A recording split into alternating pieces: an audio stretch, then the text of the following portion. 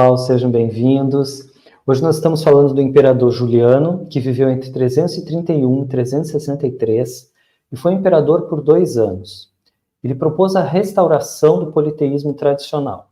Filósofo, general vitorioso, foi chamado pela igreja de apóstata por abandonar o cristianismo. Vivendo numa época de transição e ecletismo, de migrações de povos não romanos, chegou a escrever uma sátira sobre o poder estando no trono. Para nós falarmos desse imperador importantíssimo, super conhecido, temos a professora Margarida. Tudo bem, professora? Oi, tudo bem? Boa tarde. Como vai? Boa tarde, Afonso, como vai? Seja bem-vinda. Eu peço que a senhora se apresente, por gentileza. Tá, eu me chamo Margarida Maria de Carvalho, sou professora livre-docente de História Antiga da Universidade Estadual Paulista Campos de Franca, desde 1990, quando eu entrei e muito jovem iniciei a minha carreira.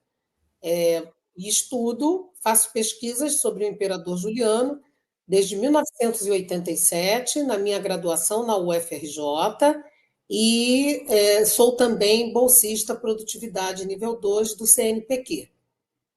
Muito obrigado.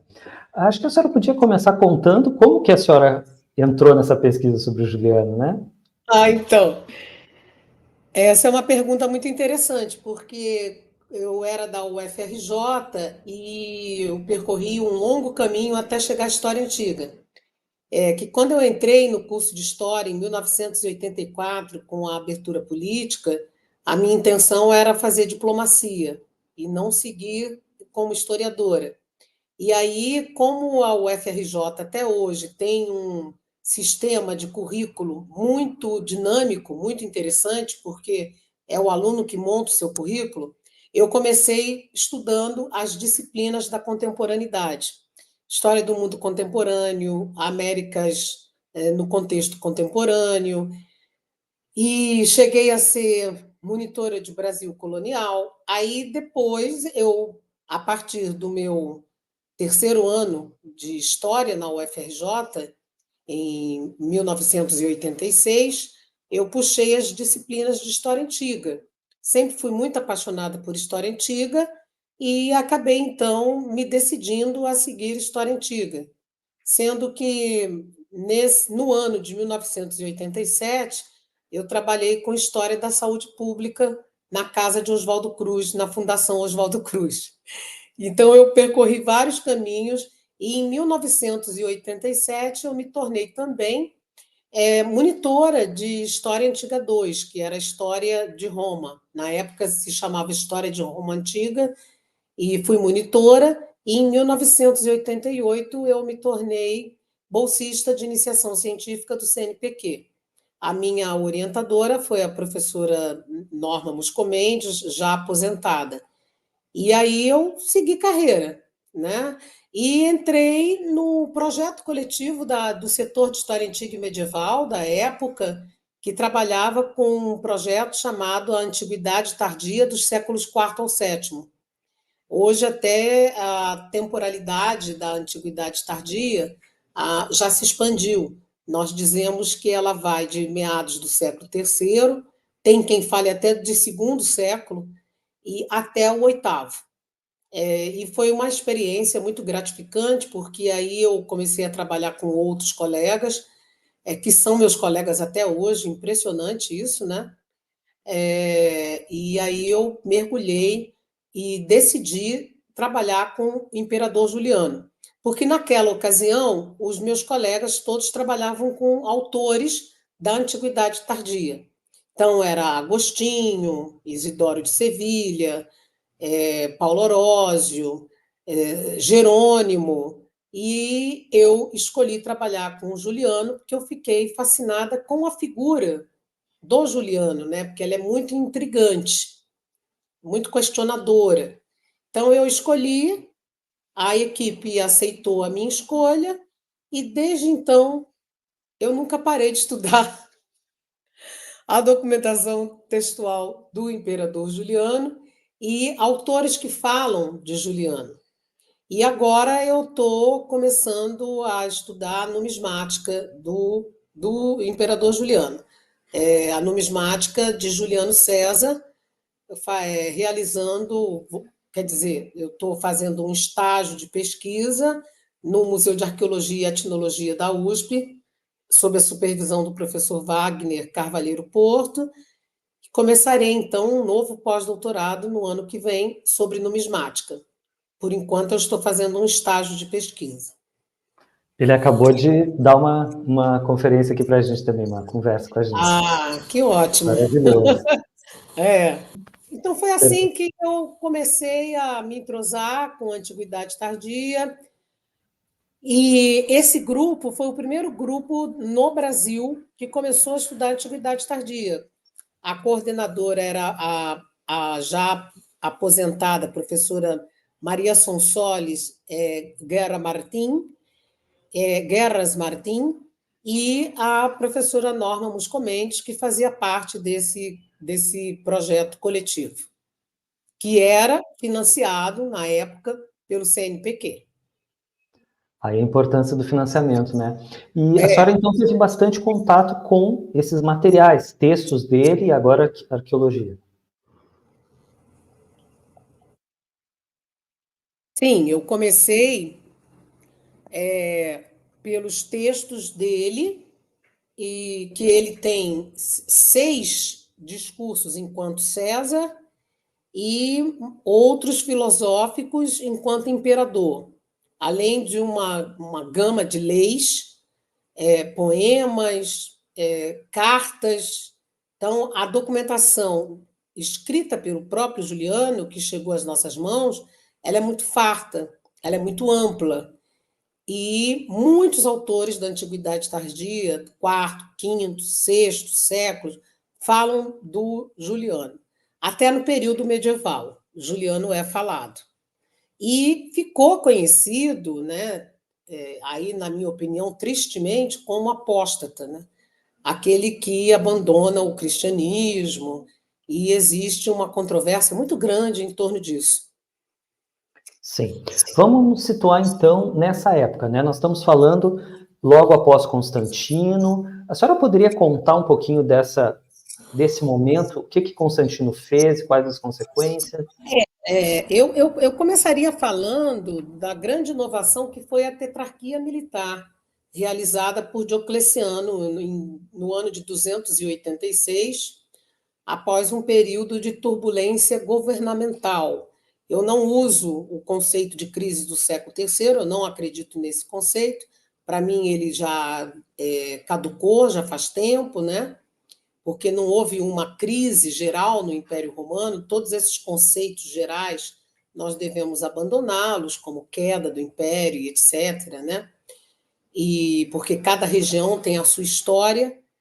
Então, eu diria que o Diocleciano ele teve uma grande sacada de elaborar essa tetrarquia militar, e o imperador Constantino é da segunda tetrarquia.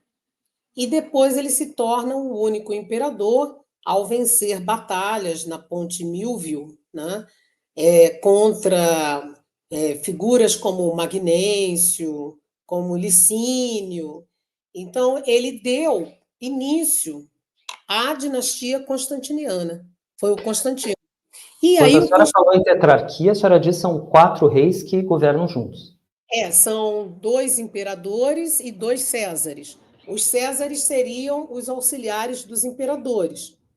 Então, houve 2 tetrarquias. E a ideia do governo tetrárquico foi de Diocleciano. Repito que Constantino fez parte da segunda tetrarquia. E depois ele se torna um único imperador. E quem conta muito a história do Constantino é um autor cristão que eu acho sensacional. Foi o primeiro autor de histórias eclesiásticas, que foi o Eusébio de Cesareia. Obviamente que o Eusébio de Cesareia, claro, todos esses documentos textuais, nós temos que ter uma metodologia muito rigorosa para trabalhar com todos eles, né? Porque, é claro, o Eusébio de Cesareia, defendendo seus próprios interesses, ele faz discursos a favor de Constantino. Mas é um material riquíssimo, inclusive ele fez a Vita Constantini, que é uma espécie de biografia do Constantino. E aí ele reconhece o Constantino como um representante de Deus na Terra, e aí existe todo esse mito em torno do Constantino, porque ele reconhece o cristianismo. Ele não oficializa o cristianismo, ele reconhece, e ele flertou com o cristianismo ariano. Depois do Concílio de Nicéia, é que o Constantino constrói, aí, junto, né, com toda uma equipe aí que o auxiliava, e várias discussões entre bispos, ele então ele constitui a ideia do cristianismo ortodoxo, que é o cristianismo como nós entendemos hoje, que compreende três figuras numa só: o Pai, o Filho e o Espírito Santo. Mas o Constantino ele só se converte ao cristianismo, na realidade, no seu leito de morte, que ele pede para ser batizado, e aí ele se torna, no leito de morte, ele se torna cristão. Então, o Constantino ele flerta durante todo o seu período, apesar de instituir leis que favoreciam os cristãos e reconhecer o cristianismo, ele flerta muito com o politeísmo. E um símbolo importantíssimo sobre isso que nós podemos averiguar é o próprio arco do Constantino, localizado em Roma, muito perto do Fórum Romano e do Coliseu. É um arco belíssimo, onde nele nós podemos averiguar elementos do politeísmo, como também do cristianismo. Então, ele é um símbolo de transição, o Constantino. Eu denominaria dessa maneira, que o Constantino é um símbolo de transição.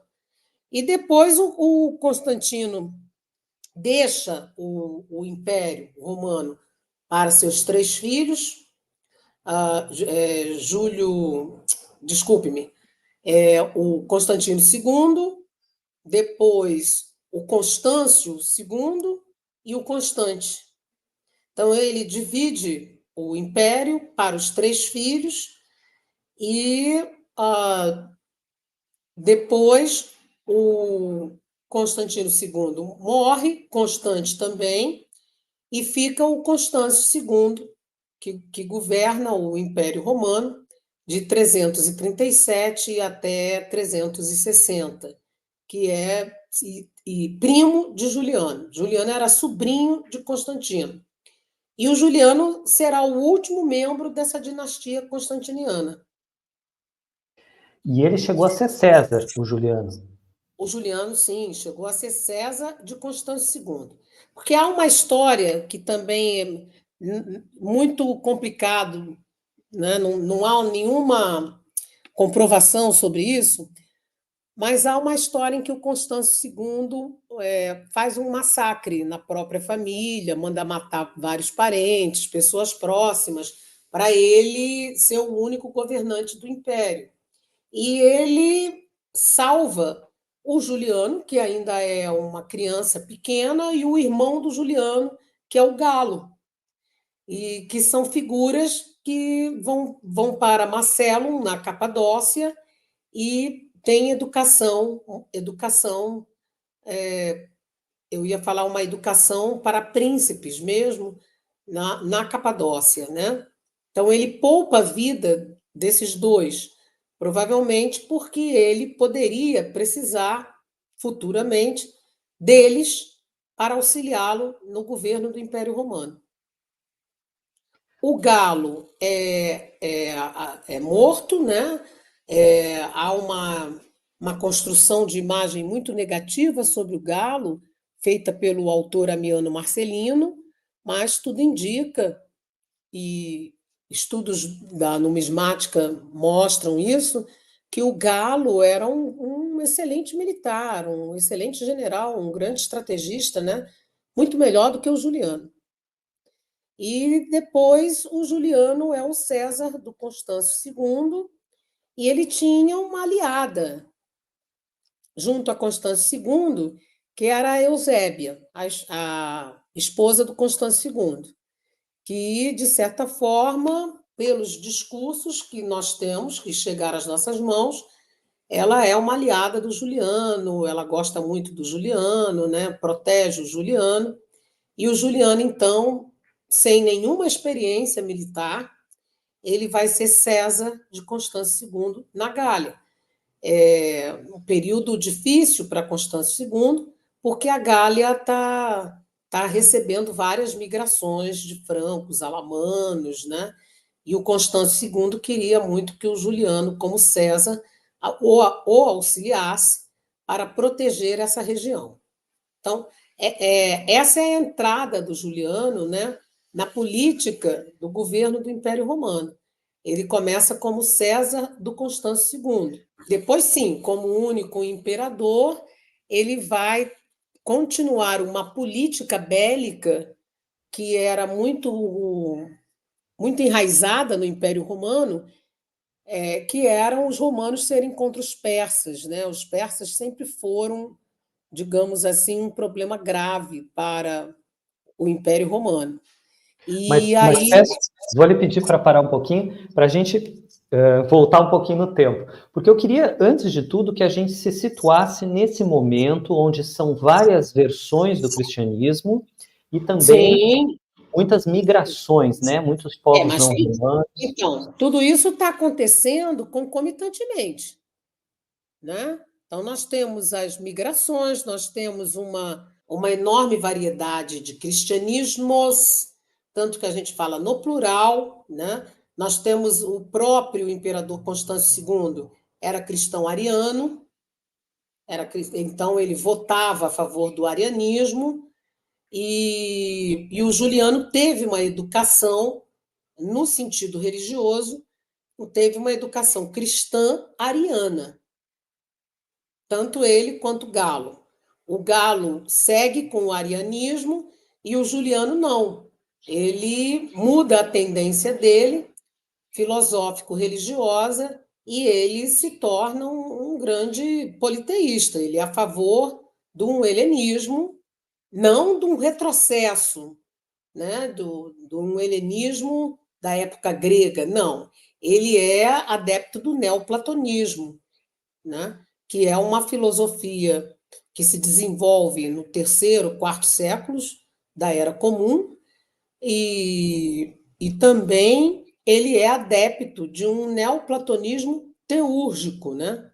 O que é isso, né? É um neoplatonismo, é a filosofia platônica mesclada com ideias de magia, dos mistérios orientais.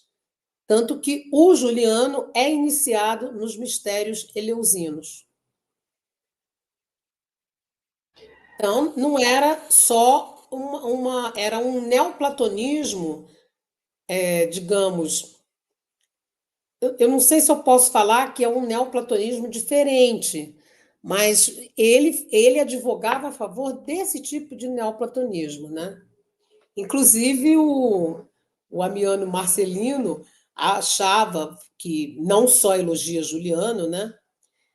Lê do engano achar que Amiano Marcelino só fala bem do Juliano, ele criticava algumas coisas no Juliano, né? Inclusive, ele achava que o Juliano era muito místico e, nossa, me fugiu a palavra, eu até escrevi um artigo sobre isso. Ele acreditava muito nos presságios, né?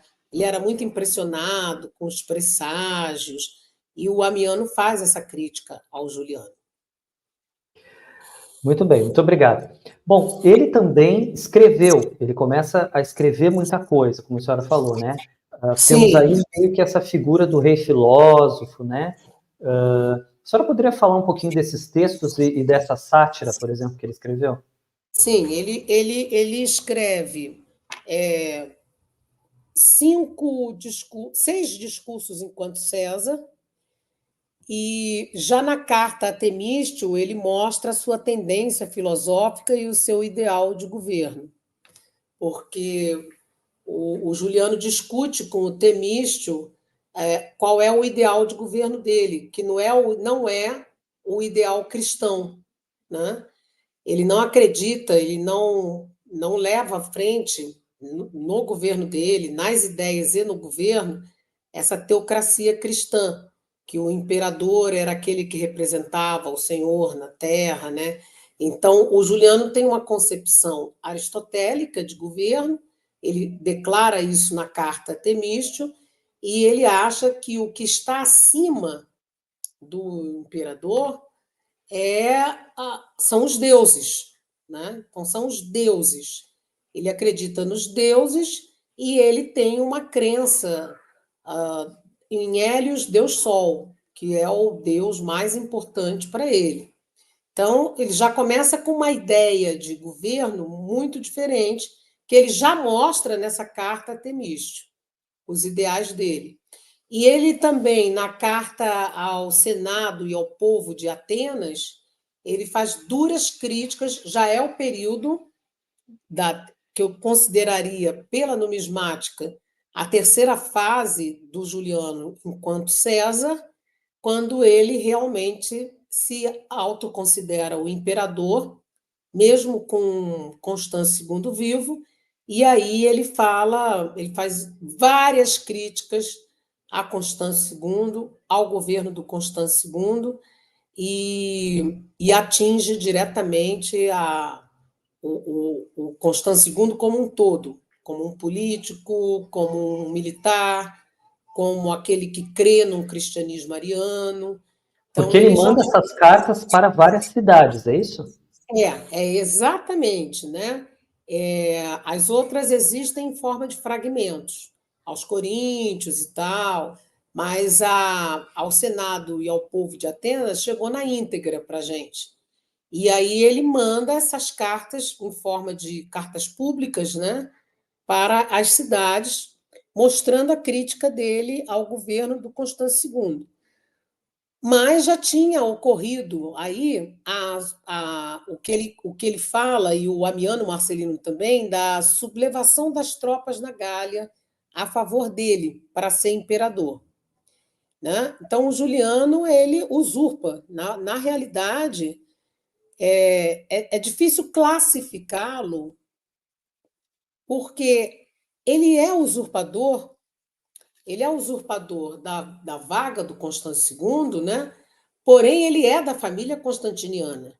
De todo modo, ele seria imperador. Mas a movimentação que ele faz enquanto César, depois de 360, é uma movimentação de alguém que quer usurpar o trono do primo dele. Então, ele é uma figura muito polêmica, né? O Juliano. Interessante. A senhora estava falando, então, que ele ficou menos de 2 anos no poder. A senhora ia falar da É, Pérsia, não é? ele ficou pouquíssimo tempo como imperador, e como imperador ele tem uma enorme gama de leis que ele promoveu. Inclusive, no meu mestrado, eu estudei a legislação municipal do imperador Juliano.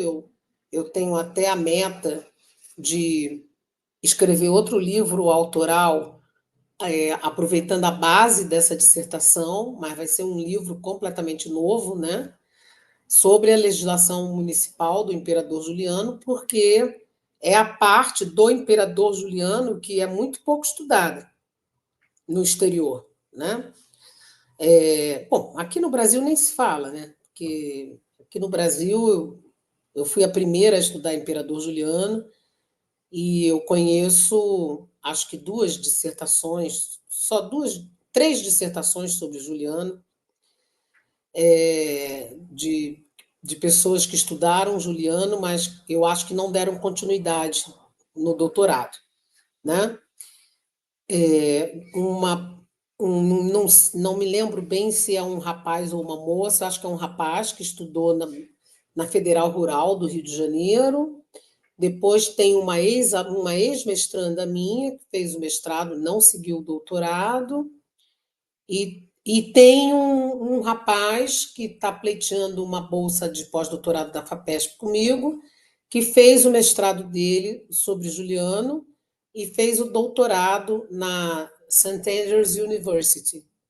Ele se chama Gabriel Gabardo. Ele eu tenho contato até hoje.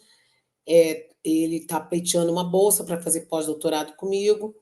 Então, praticamente eu fui a primeira e a mais persistente nos estudos juliânicos. Fui eu. Muito legal. Nós estávamos falando da Pérsia, né? Eu interrompi naquele Então, momento. ele morre exatamente numa batalha contra os persas. Eu já escrevi alguns artigos sobre isso, né?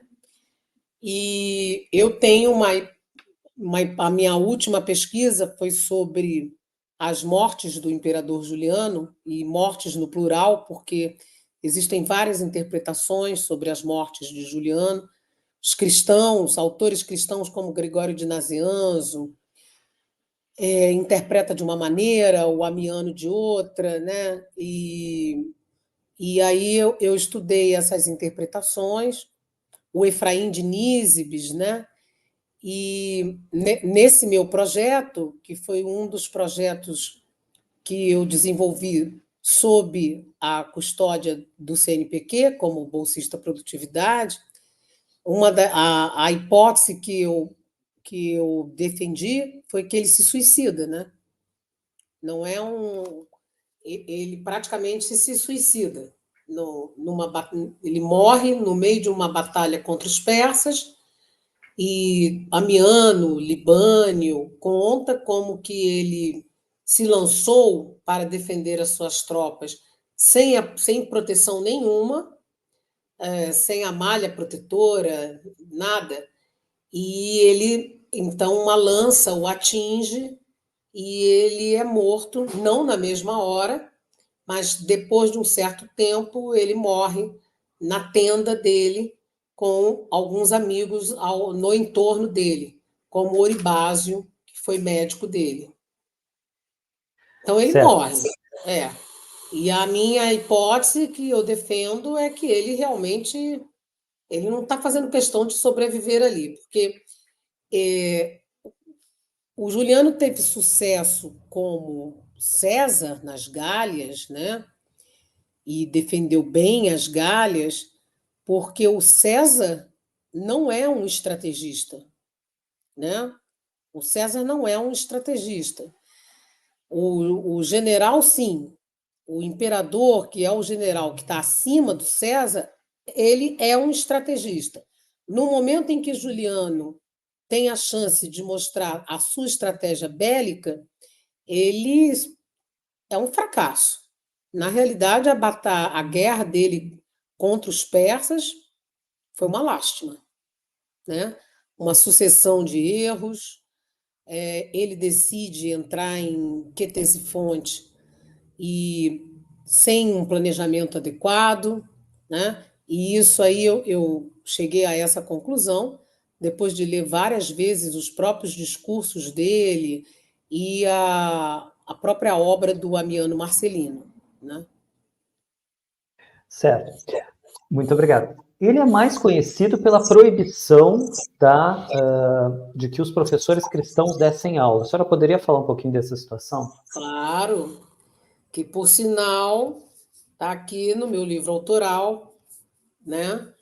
Fruto da minha tese de doutorado, onde eu analiso o discurso contra Juliano do Gregório de Nazianzo, o livro que foi publicado em 2010. Ele proíbe, por que ele proíbe os cristãos de lecionarem e, a partir daí, ele é considerado um grande perseguidor dos cristãos? Coisa também que eu colocaria vários pontos de interrogação, né? Porque o Juliano ele quer uma base governamental que atenda às regras do politeísmo dele, do neoplatonismo dele. E daí ele proíbe cristãos de lecionarem, mas naquela ocasião eram os cristãos. Mas se fosse qualquer outro grupo em desenvolvimento, como os cristãos, que tivesse uma outra teoria que não o agradasse, que fosse contrária dele, ele ia combater da mesma maneira. Então, por isso que eu questiono que ele seja o perseguidor dos cristãos, que inclusive na corte dele havia cristãos que trabalhavam com ele. Existe um trabalho do Javier Arce, que é um professor espanhol, mas ele lecionou durante muitos anos na Université de Strasbourg, na França, e ali tem um artigo dele, que é um artigo de 1977, imagine, publicado na Hispânia Antiqua, que é uma revista da Espanha, em que ele mostra ali funcionários que aderiram à apostasia do Juliano, né? E funcionários que continuaram como cristãos e que nunca Juliano perseguiu. Não existe um mártir no período de Juliano. Não tem. Daí eu duvidar dessa crença que ele realmente foi um perseguidor dos cristãos a ferro e fogo. Então, o que ele queria era construir, a partir da educação, uma base governamental, né? E uma ideia do que seria o imperador a partir da escola fundamental, digamos assim. Então, ele proíbe cristãos proíbe os cristãos de lecionarem. Mas, e que foi uma lei que, nossa, ecoou por várias décadas, vários séculos, né? E eu diria que foi principalmente devido a essa lei que ele ficou conhecido como perseguidor dos cristãos. Bom, e depois eles trataram de ensinar bastante, né? Vamos falar um pouquinho dessa questão dele como legislador, né? Porque ele teve também alguma coisa ligada à tolerância. Como ele foi como juiz, vamos dizer assim? Então, ele constrói uma legislação. Existem leis de Juliano até a favor de mulheres, né? E as pessoas não trabalham esse conteúdo. Então, eu acho que para se ter uma visão do Juliano e para quebrar esse mito de o perseguidor, tem que ter em mente que ele segue fielmente a sua base filosófica e ele não separa esse ideal filosófico do ideal administrativo e legislativo dele. Então, ele faz leis a favor das cidades, dos decuriões, das cúrias, que eram praticamente as prefeituras das cidades, os decuriões eram os senadores municipais. Então, ele faz toda uma legislação que favorece vários grupos, né? E leis, inclusive, que atenuam impostos, faz leis sobre cursos públicos também. Então, ele tenta fazer realmente uma grande mudança governamental sem seguir Constantino e o primo Constâncio II, que é visível na sua própria legislação, né? Isso aqui é interessante. E é um material que quase não é trabalhado, nem no exterior. Daí eu tenho o interesse de publicar um outro livro autoral, aproveitando a base da dissertação, né? E desenvolver ali o tema do Juliano legislador. Muito obrigado. Eu gostaria que a senhora falasse um pouquinho dessa questão das fronteiras, né? Porque não foi só na Gália, teve também os alanos, eu acho que foi, né? E então é toda uma movimentação aí que ele, na verdade, o Império, o pessoal fala dessa questão da queda do Império Romano, mas não se trata disso, claro, né? Como que a gente pode falar das fronteiras? Podemos, existem até autores.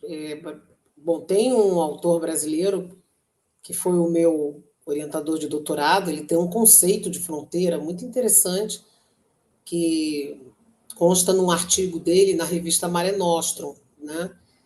E as pessoas têm um conceito de fronteira muito rígido, né? E não é.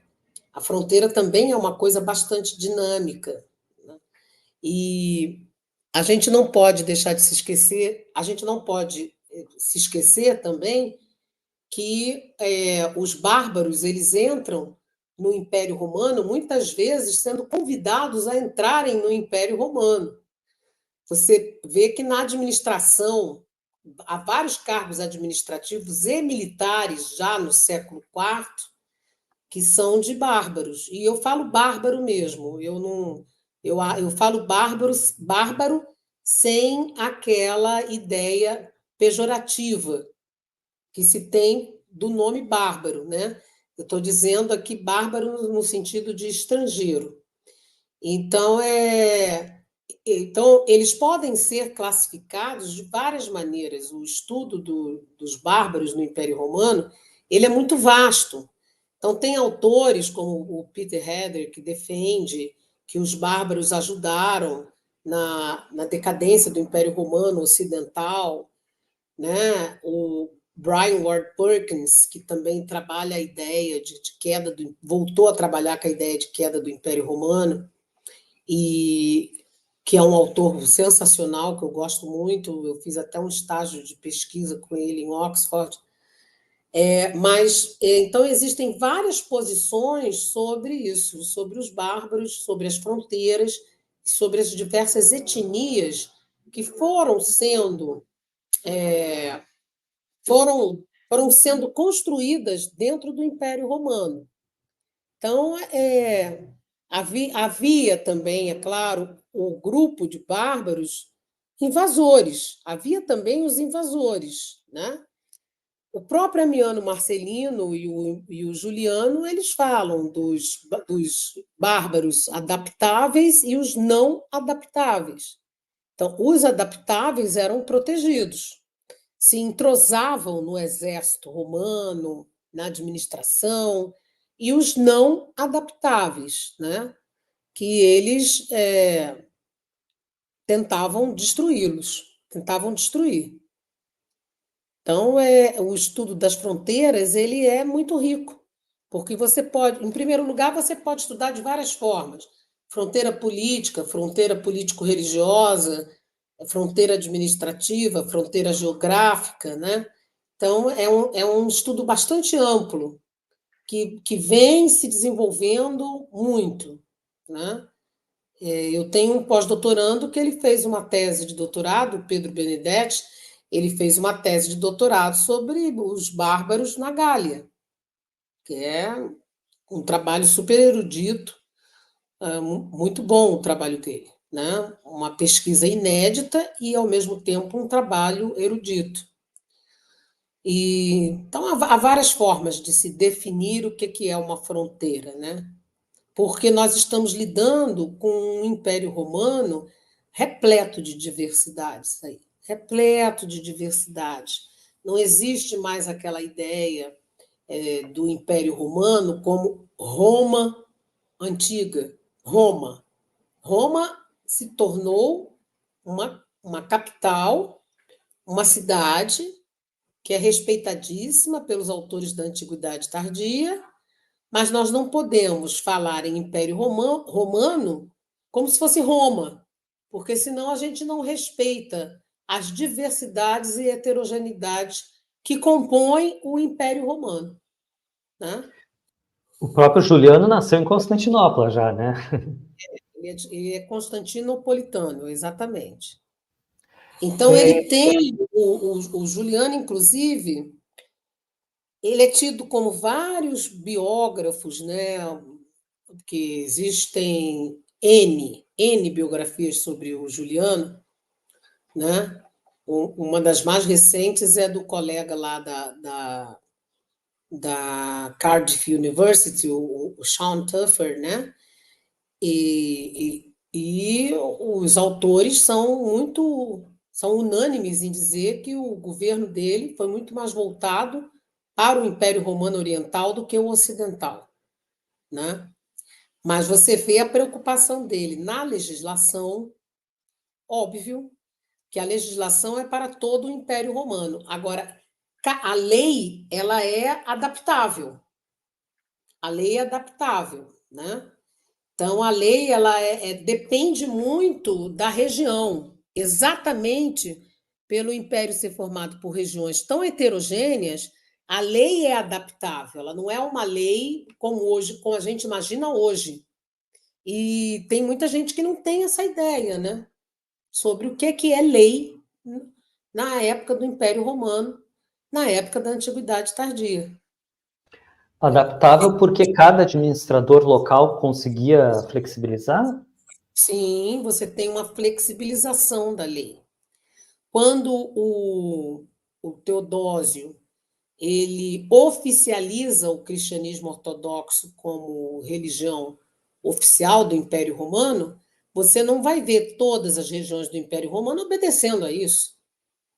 Não existe isso, né? Há regiões do Império Romano que Juliano nunca perseguiu cristão nenhum. Aí que está. Então, se a gente levar em consideração a diversidade e a maneira como esses governantes também é, se adaptavam na forma de dirigir essas regiões, aí eu acho que vários mitos caem por terra. Eu queria lhe perguntar sobre a questão dos textos ainda, né? Ele escreveu uma espécie de sátira sobre o poder. Como que Sim, ele escreve.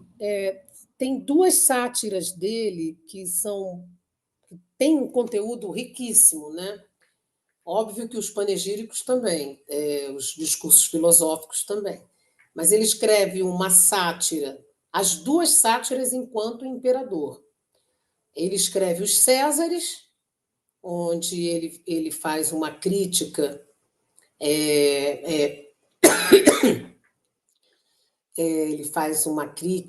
várias críticas à própria dinastia constantiniana, onde ele critica o Constantino e o Constâncio II em forma de uma maneira debochada, digamos assim, e ele escreve uma outra sátira que deu muito pano para manga, que foi Misopógon, né? Que ele escreve em Antioquia, revidando a hostilidade que ele comenta, que ele foi muito hostilizado em Antioquia.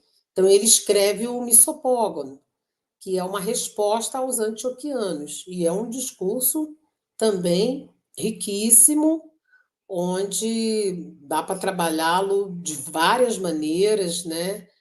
E eu tenho, inclusive, um capítulo sobre isso. seria um banquete de Césares? Como é que é? Nos Césares seria um banquete oferecido pelos deuses, veja, os deuses do politeísmo, né, do Juliano, que ofereceria para os imperadores. Então, de Augusto até o Constâncio II. Então, ele fala de Augusto a Constâncio II. E o único imperador que ele realmente elogia é o Marco Aurélio, que é o imperador que é aquele que seguiu a filosofia estoica. Então, ele admira o Marco Aurélio. Né? Então, os outros, ele sempre dá uma alfinetadinha, principalmente os membros da dinastia dele. E, de toda maneira, ele acaba com essa dinastia não só porque ele morreu, né? Ele acaba com a dinastia constantiniana a partir do momento que ele faz um voto de castidade, quando Helena, a sua mulher, que era irmã do Constâncio II, quando ela morre, ele faz um voto de castidade. Não porque ele amava ela, né? Mas para alcançar uma maior pureza, né? A proximidade com os deuses, ele tem essa crença filosófica, politeísta, né? E aí ele faz um voto de castidade e não tem filhos, ele não deixa filhos, né? Bom, e nós sabemos que o problema da sucessão é talvez o maior problema, né, entre os imperadores romanos. Queria que a senhora Sim. falasse um pouquinho dessa situação. O que acontece depois, se ele não tem Então, herdeiro? logo depois do Juliano, quando o Juliano morre, digamos de uma maneira de repente, né, na guerra contra os persas, nós temos dois imperadores que são escolhidos pelo exército, que é o Joviano e o Valentiniano I. Então, são aqueles que sucedem o Juliano e que são escolhidos pelo exército romano. A partir de Valentiniano I, há então a construção da dinastia valentiniana. Mas o Joviano tem um governo muito curto, de 8 meses. Então, você tem o fim da dinastia constantiniana com Juliano. Volto a dizer, não porque ele morreu, né? Mas porque ele já tinha feito um voto de castidade. Certo, muito obrigado. Vamos falar um pouquinho, o cristianismo então retorna, né? Eu queria que a senhora desse um panorama, o porquê... Ele nunca... Então, ele não retorna, ele nunca deixou de existir, aí que está. Eu nem defendo a tese de cristianização do Império Romano no século IV. Eu acho que cristianização a gente pode falar no século V, no século IV ainda não. Existe um projeto de cristianização, mas não há cristianização em si no Império Romano. Porque o paganismo, digamos assim, né, numa linguagem mais fácil de se falar, ele coexiste com os diversos tipos de cristianismo durante muito tempo, muito tempo. Então, o cristianismo nunca deixou de existir sob Juliano. Isso é outro mito. Sempre existiu. Sempre existiu o cristianismo sob Juliano. Agora, o Juliano tenta aquela... Na realidade, o Juliano, que eu também considero como um fruto de uma transição, ele tenta recuperar templos não cristãos e tal, mas o cristianismo não deixa de coexistir com o paganismo. Então, não é um retorno do cristianismo. Mas eu quero dizer assim, em 363 ele falece, em 379 o Teodósio torna, né, Oficializa. oficializa. O que aconteceu nesse meio termo aí, em termos, o imperador volta a ser cristão, não? Sim, Joviano é cristão. Porque aí que está essa tendência político-religiosa, ela vai depender muito das ações dos imperadores. Então, o Constâncio II era cristão ariano. Aí você tem o Juliano, que é neoplatônico, teúrgico. Aí você tem Joviano, que era cristão ortodoxo, o Valentiniano I, porém Valente, que era irmão de Valentiniano I, era cristão ariano. Então veja que não existe definição aí ainda. A tentativa de definição de uma religião oficial é com o Teodósio. Então, o Teodósio tenta oficializar uma religião, que é o cristianismo ortodoxo. Ainda assim, como eu já comentei ao longo dessa entrevista, esse cristianismo ortodoxo ele não vai ser seguido em todas as regiões do Império. Essa lei não vai ser, digamos, obedecida de forma rígida em todas as regiões do Império Romano. Deu para entender, o Afonso? Sim, Que sim. eu estou falando de coexistência, não existe isso. Vem o cristão, acaba o cristão, interrompido pelo pagão, aí acaba o paganismo, volta o cristianismo. Não. Essas tendências religiosas todas, elas coexistem. E os cristãos brigam muito, porque existem vários tipos de cristianismo aí. Então, é difícil definir que no século IV há uma cristianização, porque você ainda tem um paganismo forte aí. Ainda tem em várias regiões do Império. Coexiste com o cristianismo, que é adotado ou não pelo imperador. Certo. Queria que a senhora falasse um pouquinho dessa questão da propaganda, né? Porque ele teve uma propaganda muito pesada contra ele depois, né? Tanto que o título mais conhecido é Juliano o Apóstata, né? Oh, exato, exato. A senhora poderia falar Não, um pouquinho desses autores? mas aí é uma grande especulação dos próprios cristãos, né? Que falam dele e praticamente quem inicia com esse discurso contra o Juliano é o Gregório de Nazianzo, que estudou com Juliano na escola de Atenas, ele e o Basílio de Cesareia. Então, no Contra Juliano, ele fala, né, que o Juliano é filho de Satã, é aquele que persegue os cristãos. E esse discurso emplacou aí nos autores cristãos, e até hoje tem quem defenda isso, que ele realmente foi um grande perseguidor. Todos os autores cristãos, eles vão falar mal do Juliano. Autores do século IV, autores do século V, é, é, autores do século VI, todos vão falar mal do Juliano, como se fosse um grande perseguidor de cristãos, né? Devido a essa lei que proíbe os professores cristãos de lecionarem. E, e também porque ele tenta recuperar templos, ritos politeístas e tal. Então, isso aí, mas o politeísmo, ou vulgarmente paganismo, ele não acaba com Juliano. Ele continua no Império Romano. Existe, inclusive, um texto muito interessante de um autor do País de Gales, Mark Humphreys, que ele fala isso, né?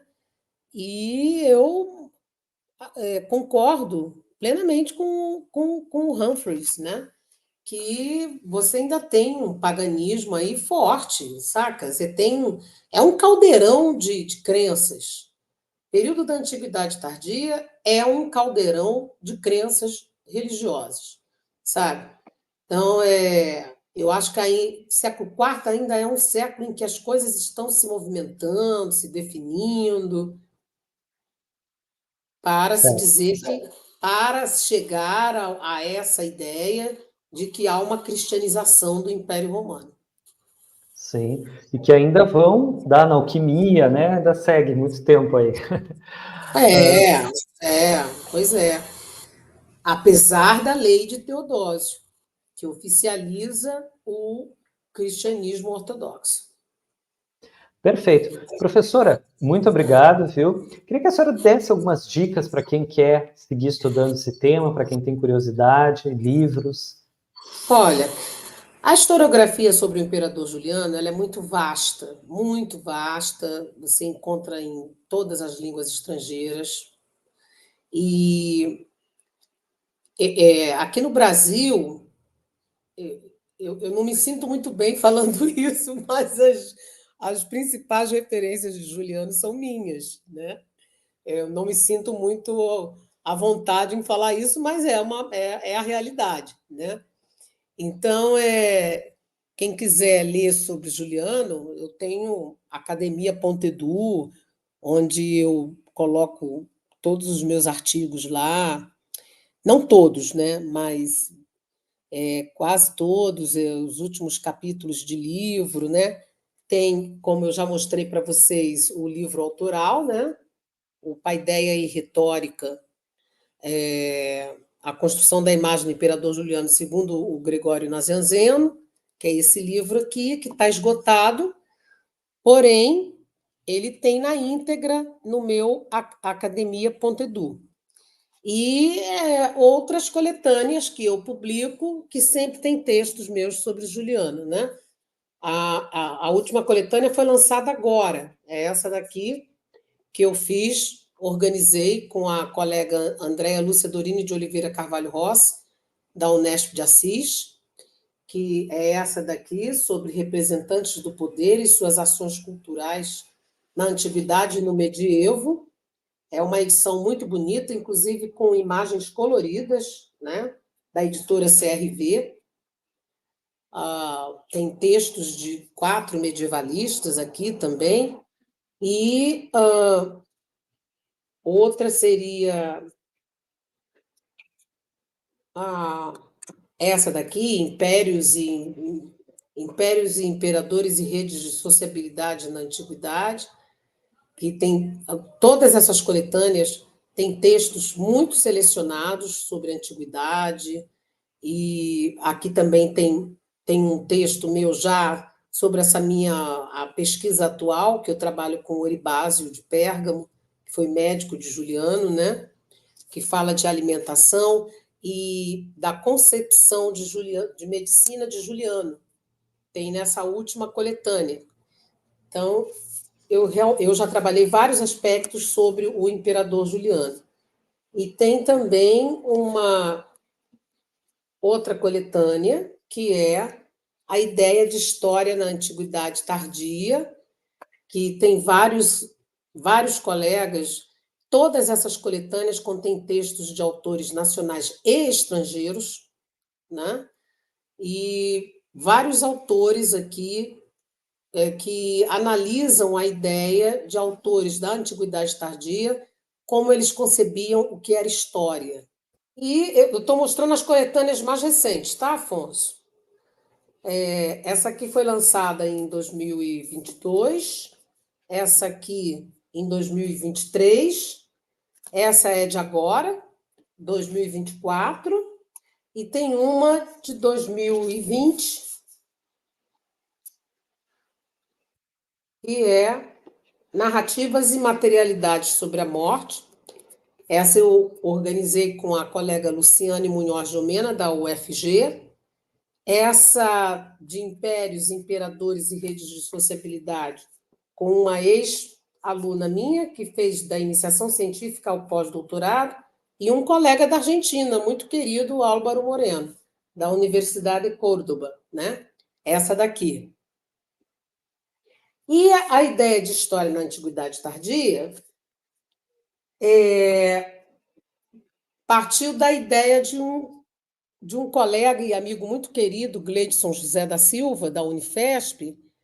Ele compôs um livro com a professora Maria Aparecida de Oliveira Silva, que é professora de língua grega e latina.